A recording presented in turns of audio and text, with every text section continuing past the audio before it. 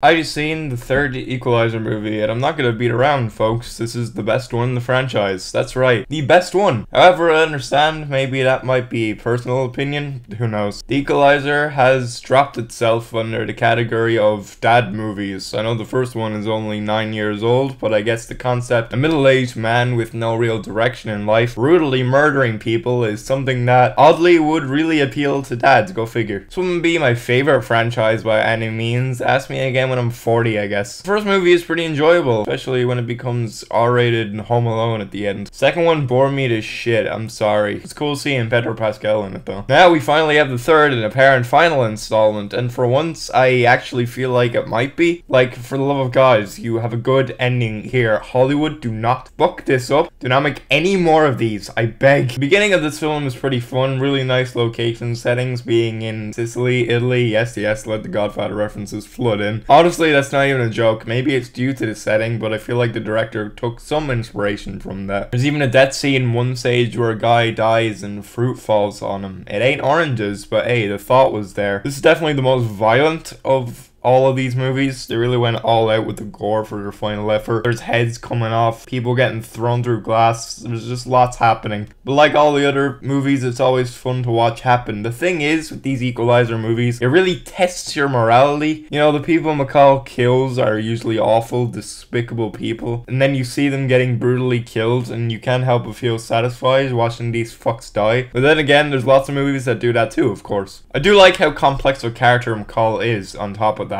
It's like a reflection of the audience, you know? He's a nice guy with a heart of gold. At the same time, he has skills to take justice into his own slightly sadistic little hands. But it's always justified, of course. They finally make him question his own moral compass in this movie, which is something interesting to see. It could have been easy to write him off as a deeply sick man who secretly loves what he's doing. But no, here he takes a step back and really questions if this is something he wants to do. But when some bad people start doing some heinous shit in the town he's in, the good part of him is compelled to protect the people of it, and initially, you know, he doesn't want to kill, but it's really his only choice. I do just like how it delves into the guy's psyche more. Some things were a little hokey, in fairness. There's some explosion at one point and it looks like shit. Very, very rare CGI blood, which I'm personally never a fan of. Dakota Fanning in the movie, and wait, please, that's not the bad thing. What's actually bad is, near the end, we see Dakota Fanning with her family. We see her in a picture with her parents, and the Photoshop is awful. The light on her face doesn't match the others. She looks cropped in. They did a really bad job on it. What the fuck? The movie finally fixes the awful pacing problems the other two movies had as well. The director finally realized movies like this do not need to be anywhere over 2 hours, full of nothing. And to be clear, I do like the character building they did, especially in the second movie, but sometimes it feels